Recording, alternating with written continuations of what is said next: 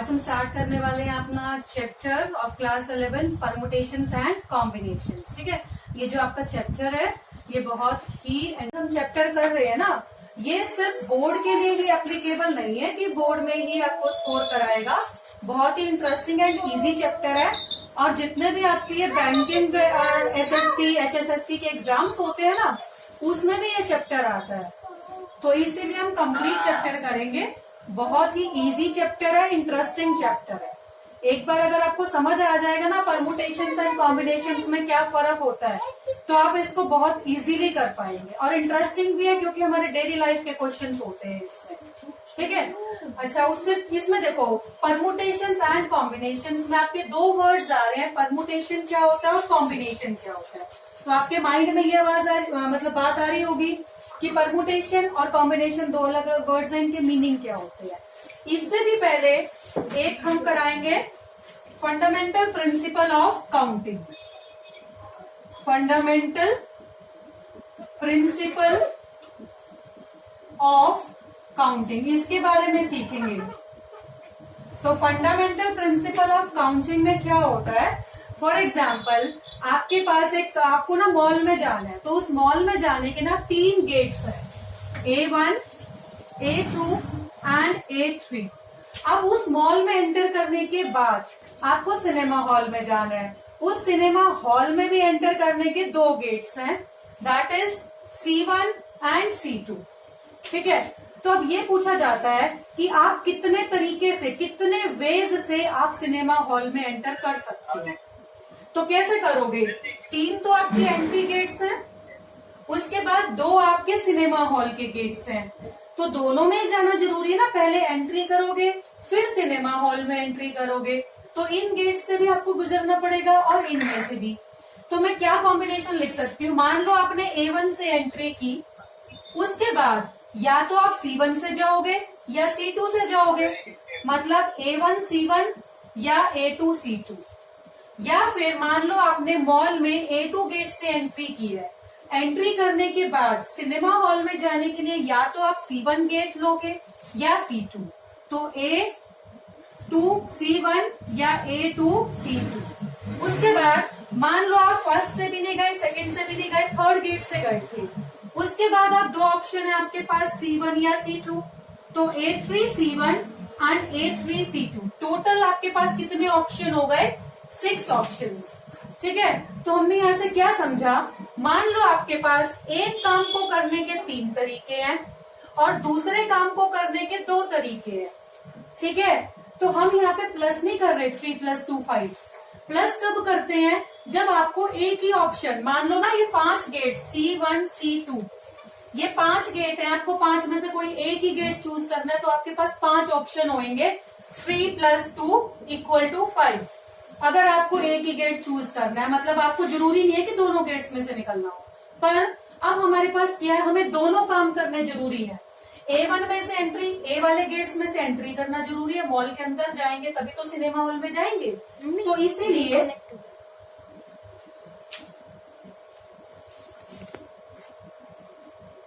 फिर सेकंड काम करना भी जरूरी है। तो हमारे पास कितने वेज होते हैं उसको करने के, मल्टीप्लाई करते हैं, मतलब हम 3 × 2 दैट इज 6 वेज। मतलब मान लो फर्स्ट काम को करने के m वेज है, सेकंड काम को करने के हमारे पास n वेज है, तो टोटल नंबर ऑफ वेज कितने होंगे हमारे पास, m × n। मल्टीप्लाई किया जाता है, हमारे पास उस काम को करने के कितने तरीके हैं, m × n, प्लस नहीं करेंगे। ठीक है, तो ये तो है आपका फंडामेंटल प्रिंसिपल ऑफ काउंटिंग। ये और ज्यादा क्लियर हो जाएगा जब हम करेंगे इसके क्वेश्चंस। एक क्वेश्चन करा रही हूँ, उसके बाद मैं परमुटेशन और कॉम्बिनेशन एक्सप्लेन करती हूँ। तो हम एक एग्जांपल लेके चलते हैं इसको क्लियर करने के लिए। मान लो हमारे पास एक टाउन है A और एक टाउन है B, तो आपको A टाउन से B टाउन पे जाना है। ठीक है, उसके लिए यू हैव 20 बसेस। तो आपके पास A टाउन से B टाउन के बीच में 20 बसेस चल रही हैं, तो आपको ना पहले A से B टाउन पे जाना है, फिर B से A पे आना है, मतलब एक राउंड ट्रिप मार के आनी है। तो आपके पास कितने वेज हैं इस राउंड ट्रिप को कवर करने के। ठीक है, एक बार आप A से B जाएंगे और फिर B से A वापस आएंगे, तो हम देखते हैं। अब देखो ए हमारे पास एक बार दो काम करने हैं, एक बार आना है और एक बार जाना है, ठीक है। एक बार गए ए से बी और फिर बी से ए, तो दो काम करने हैं और दोनों ही काम करने जरूरी है। इसका मतलब हम करेंगे मल्टीप्लाई।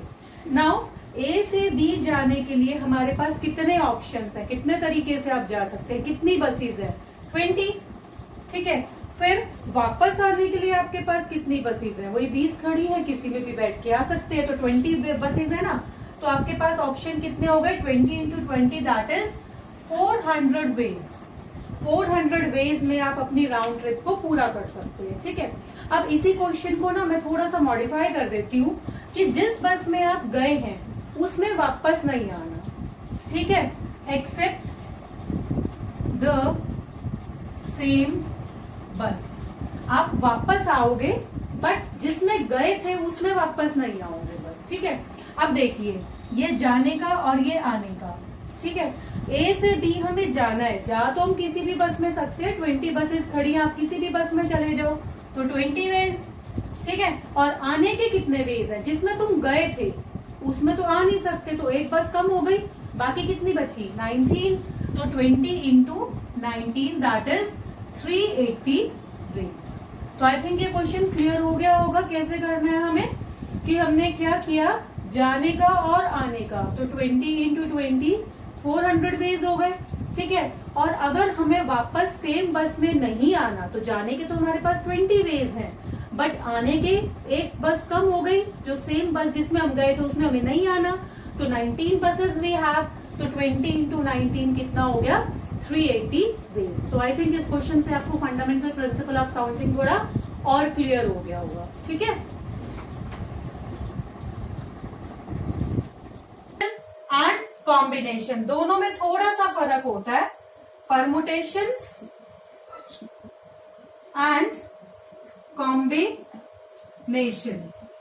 देखो परमुटेशन का वर्ड होता इसको आप समझो द वर्ड अरेंजमेंट से। परमुटेशन का मतलब होता है अरेंजमेंट, और कॉम्बिनेशन में होएगा कोई हमें ग्रुप बनाना है, या फिर हमें बच्चे सेलेक्ट करने हैं, या फिर हमें कोई कॉमिटी बनानी है।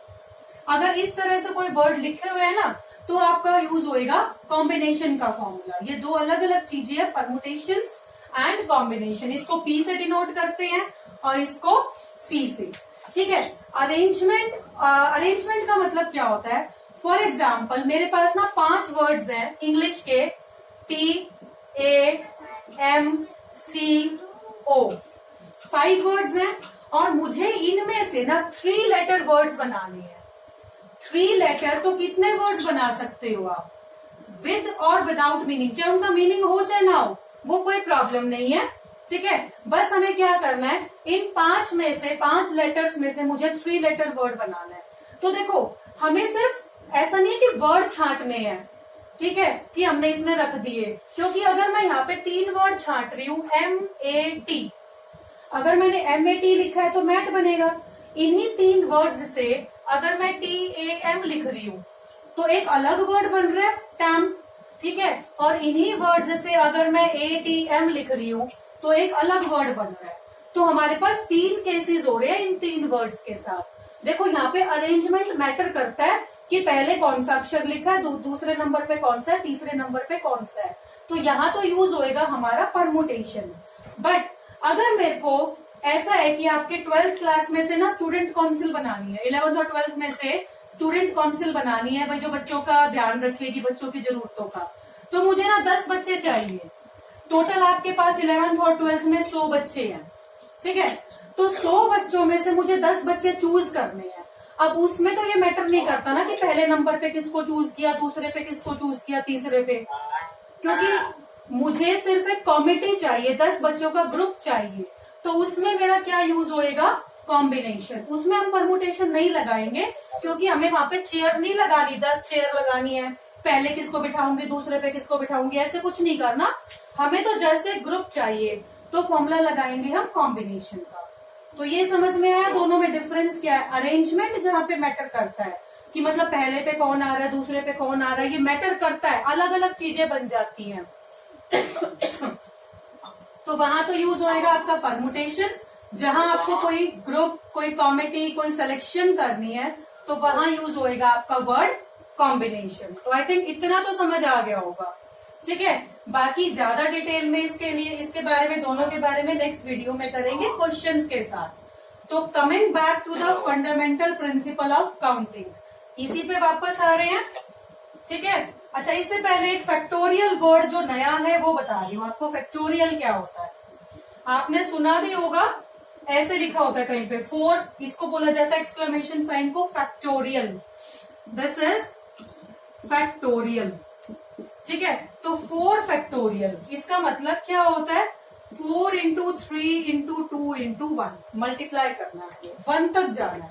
अगर हमारे पास 10 फैक्टोरियल लिखा है तो 10 into 9 into 8 into 7 into 6 into 5 into 3 into 2 into 1, this is the meaning of factorial.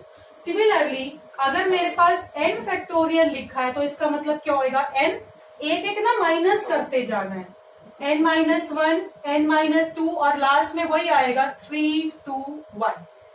अगर मेरे पास 2n फैक्टोरियल लिखा है तो 2n से शुरू करेंगे, हमारा फर्स्ट वर्ड होएगा 2n, then 2n-1, then 2n-2 and वही लास्ट में 2, 1। तो आई थिंक फैक्टोरियल तो समझ आ गया होगा, इसमें तुम्हारा फैक्टोरियल यूज होएगा। एक नया कॉन्सेप्ट आपने 10 तक नहीं किया, फैक्टोरियल हम ऐसे निकालते हैं किसी भी आपके होल नंबर का। और एक और चीज आपको याद रखनी है, नेगेटिव का फैक्टोरियल नहीं होता, कोई भी नेगेटिव नंबर है उसका फैक्टोरियल नहीं होता। और 0 फैक्टोरियल की वैल्यू कितनी होती है, 1। ये 2 चीजें आपको याद रखनी है, नेगेटिव इंटीजर का फैक्टोरियल नहीं होएगा, नेगेटिव हो या फिर आपका कोई रेशनल नंबर हो। उसके बाद 0 फैक्टोरियल की वैल्यू कितनी होएगी, 1, ठीक है। फैक्टोरियल समझ में आ गया। इसके बाद चलते हैं फंडामेंटल प्रिंसिपल ऑफ काउंटिंग पे, वापस आते हैं, क्वेश्चंस कर रहे हैं इसके ऊपर बेस्ड। आपकी एनसीईआरटी के ही क्वेश्चंस हैं, वही कराऊंगी। अब ये देखिए, एक वर्ड है magic. First question is, magic word है, 5 लेटर का है, 5 लेटर वर्ड है। इन 5 लेटर्स को यूज करके हम कितने वर्ड्स बना सकते हैं।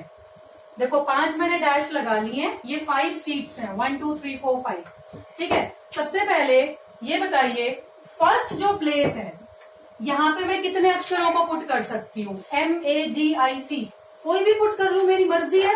मेरे पास कितने ऑप्शन है, 5। अब मान लो मैंने आई पुट कर दिया मैंने, मान लो। तो अब मेरे पास यहाँ भरने के लिए कितनी चीजें बची हैं, 1 2 3 4। मान लो मैंने ना यहाँ पे भर दिया G, तो G भी गया, मान लो, ठीक है। अब कितने ऑप्शन बचे हैं, 3।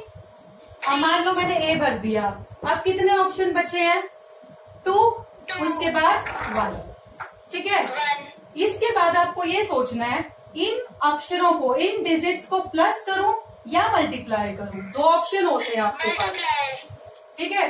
तो हम इसको, बेटा थोड़ा सा अपने माइक को प्लीज कम कीजिए, बच्चों को समझ नहीं आ रहा है। तो इसमें क्या करना है, हमें मल्टीप्लाई करना है। मल्टीप्लाई क्यों करना है, बिकॉज सारी प्लेसेस फिल करनी जरूरी है, ठीक है। और मैंने कहा था जब सारे काम करने जरूरी होते हैं तो वहां मल्टीप्लीकेशन होती है। Each and every blank has to be filled, इसे भी फिल करना है, इसे भी और इसे भी। तो ये आंसर आ जाएगा आपका 130। तो you can make 120 words out of these 5 words, ठीक है, विद और विदाउट मीनिंग, ठीक है। अगर इसी क्वेश्चन को देखो, इसमें ऐसा है कि मैंने रेपिटेशन नहीं लिया।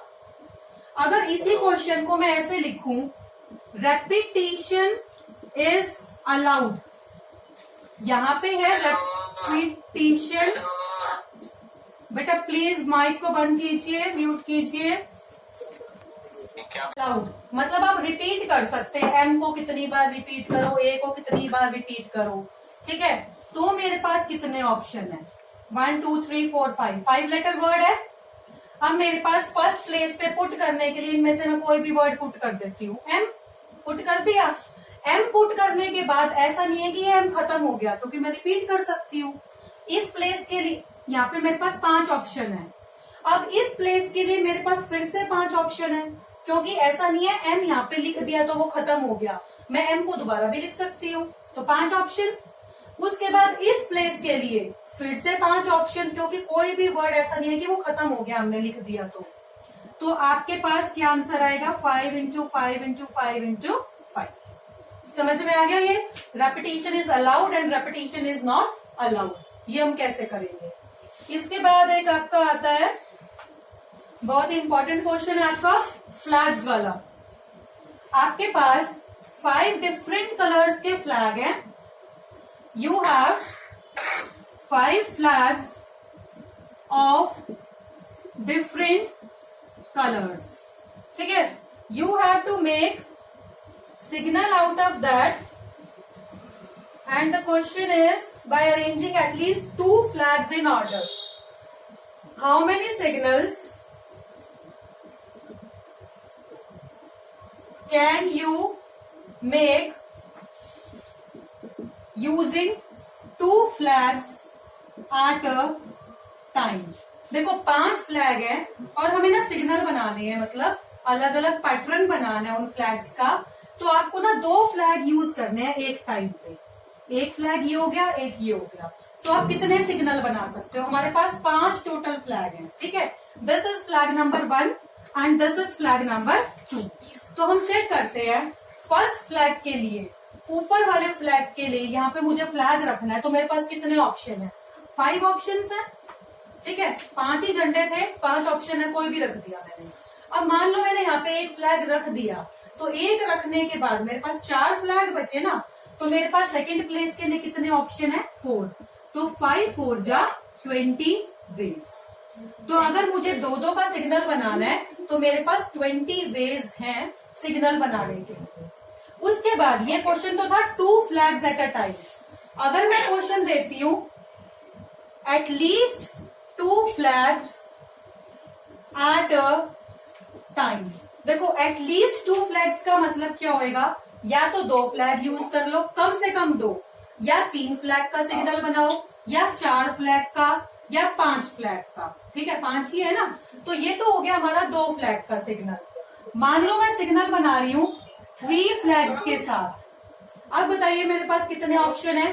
फर्स्ट प्लेस के लिए मेरे पास 5 ऑप्शन होंगे, कोई भी फ्लैग रख दिया। अब एक फ्लैग रखने के बाद आई एम गेटिंग 4 फ्लैग्स। 2 रखने के बाद मेरे पास कितने फ्लैग बचे हैं? 3।